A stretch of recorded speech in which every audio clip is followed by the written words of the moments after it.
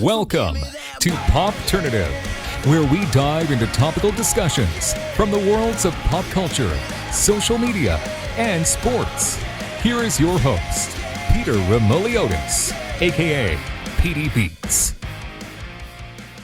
Hello and welcome to the Popternative podcast. This is the podcast where we have digital discussions, the worlds of pop culture, social media, sports, TV, film, music, everything really. We talk about it all. As always, I'm your host, Peter Remoliotis.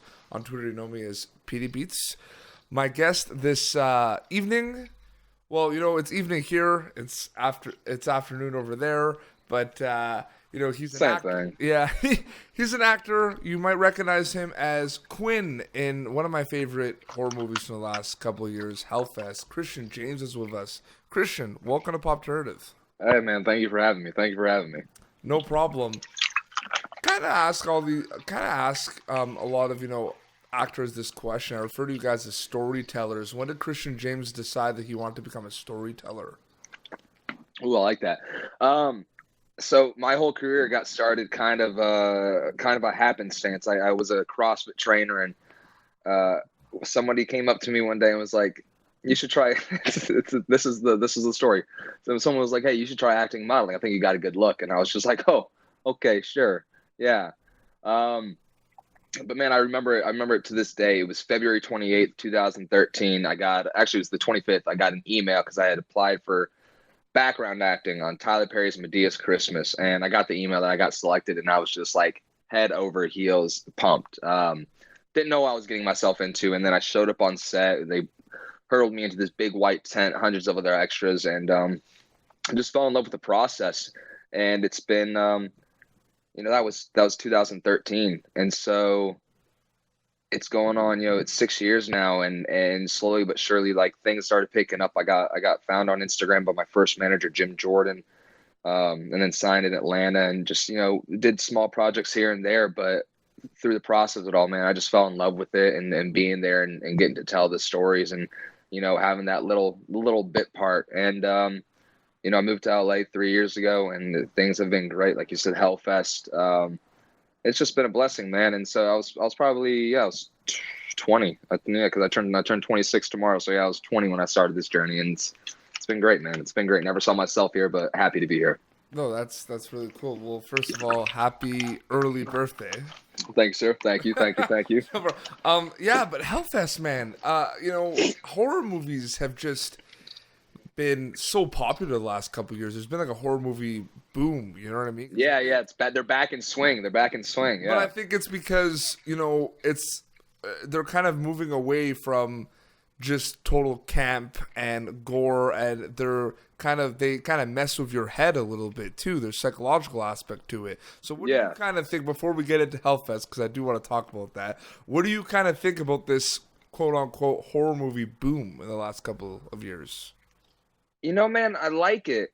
Because it's like a new feel for horror. It's not, like Hellfest, like you said, that was a nice throwback to like the 80s slashers and stuff like that. But like the new age coming up, I mean, the stories aren't as simple, and there's a lot of underlying issues being addressed in new horror films, like with Jordan Peele and every all that coming out. Like, people, it's turning more into a cool story instead of just, okay, don't go into that room. It's crazy. And the thing about Hellfest, what I really liked is the look of it, the aesthetic. Like, it looked awesome. Man, we had like the set dressing, like our set design was just through the roof. So, what a lot of people don't know is we filmed in Whitewater, which is in Marietta, Georgia. And lo and behold, I was born and raised in Marietta, so we filmed 5 minutes from the hospital I was born in. But it was, that helped so much, because we actually had a theme park that we could dress and make into Hellfest, which carried into when we filmed it. Like, when you see us running around getting scared and having fun, like, that's legit. We weren't acting or doing, we were just in it. And I think that was the coolest part of Hellfest, was walking on set, and it wasn't, oh, I'm on set right now, I'm doing this. It was just, oh, I'm at Hellfest. Cool. It just looked amazing. Do you kind of think that I mean, there's going to be a lot of things because, you said like a slasher movie, and I think, those are always going to become popular. I think those will always have kind of a place in horror. You know what I mean? All this killer on the loose, but like a killer in the theme park that's supposed to be this kind of spooky. Like it really is going to become like, I think, a Halloween tradition. Like I think everyone's going to watch around Halloween. Yeah, man, that's that in the cast we've all talked about that, where it's just like this is a nice one. It's a nice film where it wasn't a film where it's, you're watching, you're like, okay, like what we loved about it was when watching it, you actually got to feel like you're part of that theme park. You got to feel that you're part of the cast, going through it, and we made it as personable as possible, and then not only that, but the casting of the movie, all everyone, Rain, Bex, Amy, Matt, Robbie, like we all met. I got there, I was the last one cast, so I showed up 2 days before filming, and they had all been able to hang out for about a week and a half together. But it was nice, man. We got on set and everyone just clicked. There was just instant friendship. So it wasn't, nothing was faked. It was just we were at a theme park having a hell of a time. Yeah, and I see what you did there. Hell of a time. No, that is Bex running off into me with puns. So thanks Bex for that. Talking more about the movie, like specifically, because a lot of our listeners and viewers do love horror movies, and I just wanted to talk a little bit about, without any spoilers, but your character Quinn. I find it's really interesting because there's this balance I think you as an actor established when you played that role, where he's not a total like he's like a goofy guy that wants to have a good time, but he's also a bit of like a jerk, in my opinion. Like, I don't know, he can come off as it, right? But it's one of those things where you're in like the middle, and I find that really hard with a lot of shows out there right now. You know what I mean? A lot of like dramas where they have characters where it's either that you hate him or you love them. You know what I mean? Yeah. And he's definitely like a bad guy or he's definitely a good guy. I feel like you and Asher, Matt's character, you guys are both like in the middle. Do you know what I mean? Yeah, no, man. Because it was we have our little comments and shit that we slide, and it's one of those ones where it's that kind of relationship, like with me and Rain. I say some shit, but she's quick to check me back in. So it was a lot of it's that love hate. We know each other well enough to push the buttons, but we know when to back off. What was it like when you first got? Because you said you arrived later because you were last to be casted. Yeah. What was kind of going through your mind as soon as you got on set? Man, how the fuck am I here right now? Yeah. Like, it's just man, it was. That honestly, that was my first thing. It was, like I said, I never saw myself being in this career, and to be able to be doing a studio film of that caliber with amazing actors and a great director, and there's gonna be a lot of times where your first movie is kind of wonky and you don't know what's going on, and this was just such a blessing, man. Everyone was so copacetic and everyone worked so well together. And honestly, though, the first thought in my mind was, how the hell did I end up here? How am I doing this right now? Hard work, man. It's all hard work. I mean, a lot of people say it's luck, but I'm not.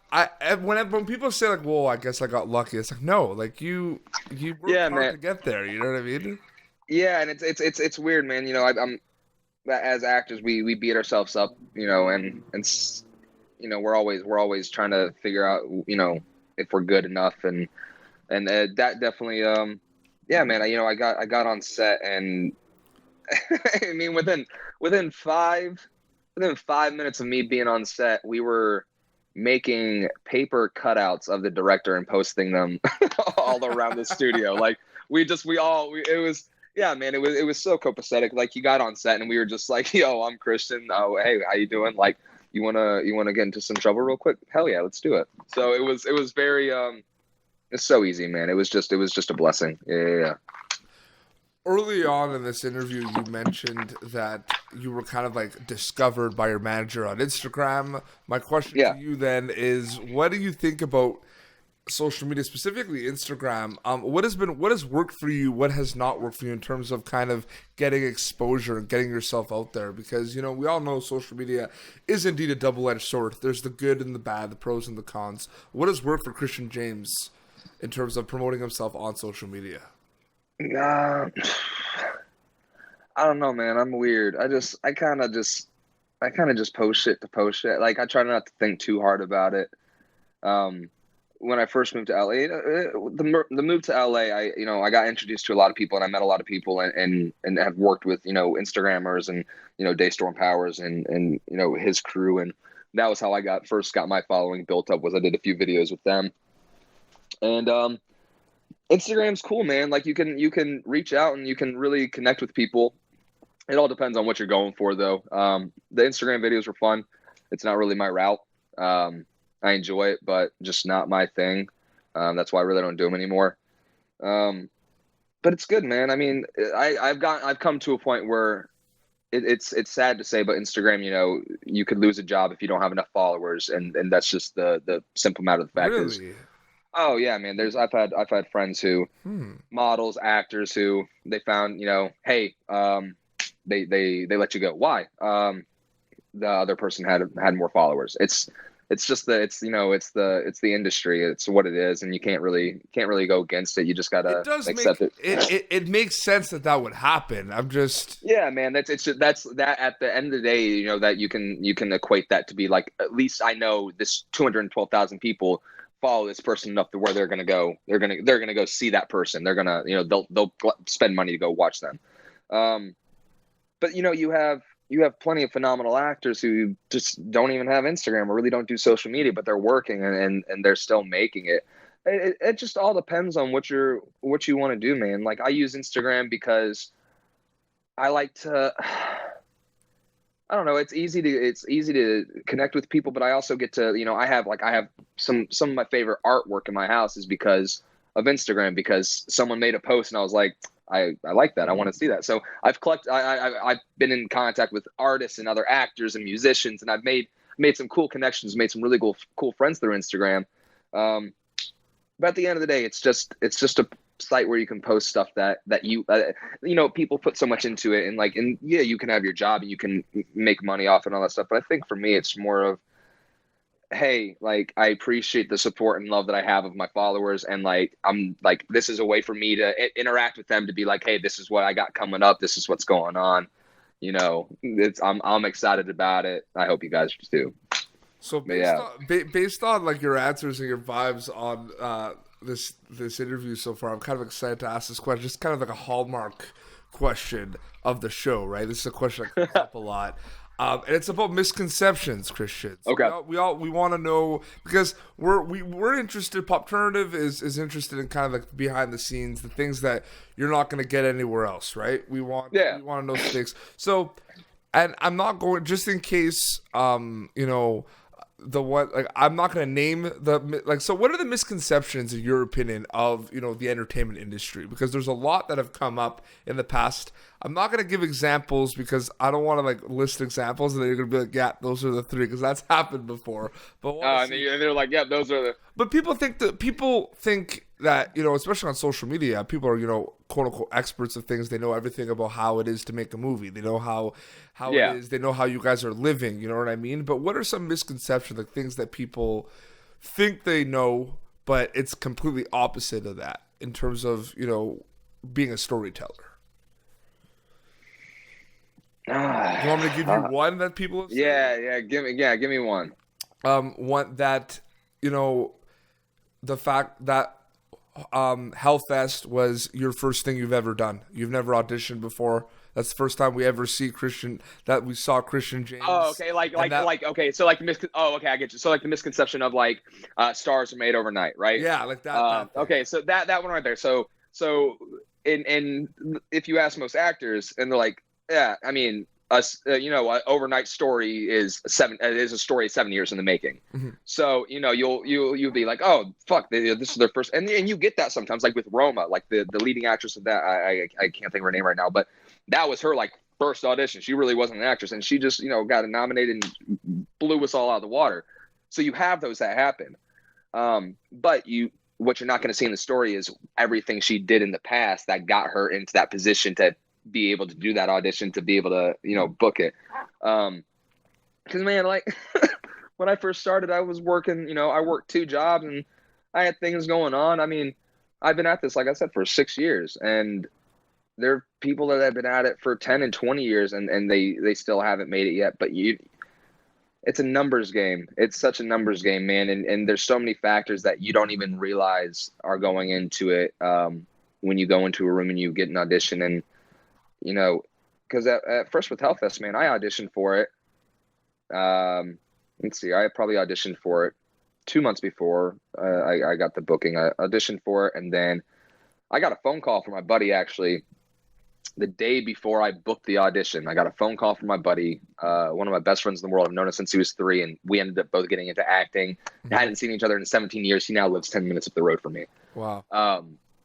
And he calls me and he goes, "Hey man, I don't know if you've heard anything on Hellfest. I just had a director session, and they told me it was between me and this one guy, and I didn't know if you had heard anything." I was like, "No, man, but like, if the other guy isn't me, then go book it. Like, do your thing." And it wasn't me at the time, and it was crazy. I mean, I remember exactly what happened. I woke up. I had fallen asleep on the couch, and I woke up at like 9:30 in the morning. Had 2 missed calls, like 3 text messages from my agent, and being like, yo, answer.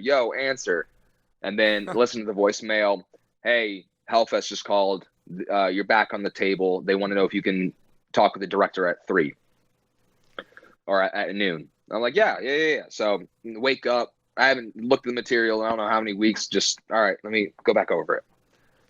Set up the camera, Skype phone call, do the audition, and then that was it. And they were just like, "Hey, Christian, thank you so much. We'll let you know." Agent comes back and they're like, "Hey, they have to make a decision by 4, so just be ready." So literally after I did that at noon, the next 4 hours was me just, where's just all right, no text messages. Yeah, okay. Yeah. Just sitting around, man, just waiting. And then my girlfriend at the time had walked in and she was like, "Have you heard anything?" I was like, "Hell no." You know what? And I threw my phone across the room. I was like, "I just can't. Just don't want to." Literally 20 seconds after I throw it across the room, it's on the living room floor. I walk on over, I pick it up, just drop my phone, hands are in the air. Text message was, "You're booked." Yeah, man. Awesome. What was it? What was the question again? No, the misconception. No. So many things. No, I get crazy. it. Well, I think the point too that you alluded to, and we had I had Mike Houston on my show. He played one of the COs in Orange is the New Black. He's also in Sneaky Pete, another show. He said what people don't realize is like the acting life, like the job is auditioning. Like that's literally what the job is. Yeah, man, it really is, because once you get on set, that was when I knew. Like the greatest thing is when when you're doing something that you love and you go there and like you can deal with all the shit, but at the end of the day you get home and you're just like, man, I get to do it, and that was fun. So like he's completely correct. The auditioning is the work, because once you're on set, man, it's like you have to dive into it and do your thing, but it's just it's not a chore, it's not a work. It's you do it and then you're just like, how the hell am I? They're gonna pay me for this? Okay, like that's amazing, done, man. Like I love it. No, yeah, man, but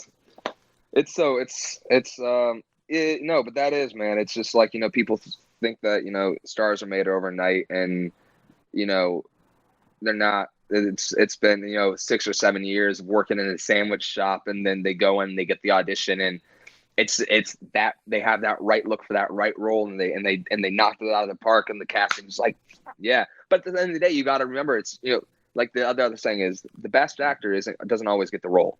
The best actor doesn't always get the role. You can go in there and you can blow them away. You can blow them away, and they can go to the network and they can just be like, he just looks too much like the lead. Like, no, next one. But And that's I think the entertainment industry and the sports industry as well is kind of same with that grind where it's like almost like you have to book 200 auditions to be considered for one almost. You know what I mean? Like, oh yeah, man, no, and it's like I said, it's a numbers game. It's just a constant hustle of, going in there, staying consistent, doing the work, and showing them that's why you're there, because you're going to get casting directors who are going to see that, and then they're going to be like, hey, every single time he comes in, like, he delivers, and they're going to start championing for you, and they're going to start bringing you in, being like, I'm going to get you a role. I'm going to find something for you. So yeah, man, it's not overnight successes. It's a lot of hard work. It's a lot of no's. It's a lot of beating yourself up, because at the end of the day, man, you can go in there, do an amazing audition, walk out of the room, have tears in your eyes because you're proud of yourself, and you're just like, I crushed that, and then you just never hear anything. You just don't hear a thing. Yeah. And like at the end of the day, you're just like, what did I do wrong? But you gotta, like, it's that mindset of not questioning yourself and just knowing that you did the work, you did what you could, and after that, it's not up to you. And you just gotta keep going with it, right? Yeah, you gotta keep pushing with it. Yep. That's amazing, man. Well, I think we're gonna wrap up, but Christian, thank you so much for coming on the show. Pete, my man, thank you for having me. It's such a pleasure. No, this has been awesome. Where can people follow you on social media to keep up to date? So I have a Twitter. I don't really know how to twit though, so you can follow me on Instagram at Christian James. Twit. I don't know how to twit. I'm really bad at it, man. Like, I don't. You just called it. You're just supposed to say tweet. You called it. Yeah, twit. man. But like everyone says tweet. I want to be different. I like twit. I don't know how to twit. Oh my. I don't know how to twit. But Instagram, Christian James _official, and then Facebook, just type in Christian James, you'll find me. I don't really use Facebook. That Facebook got way too political for me. I dropped it. For sure, man. Well, seriously, wish you all the best. Congrats with the success with Hellfest. Thank you, man. And I also wish you I just wish you all the best, man. It's Hey, man. Much love. I appreciate that. Sure. I appreciate it. Thank you for having me on the show. For sure. This has been Popternative, youtube.com/Popternative for previous episodes, for the video episodes. If you just want to listen, you might not want to see us. Well, maybe you want to see Christian. Maybe you don't want to see me. But if you want to just listen, Spotify, iTunes, wherever you listen, we're there for podcasting. So until next time, this is Christian James and Petey Beats signing off. Thank you for tuning in to Popternative. Make sure to check out our past episodes of Popternative on YouTube. Be sure to like Popternative on Facebook and follow us on Twitter. This has been an Autograph Communications production.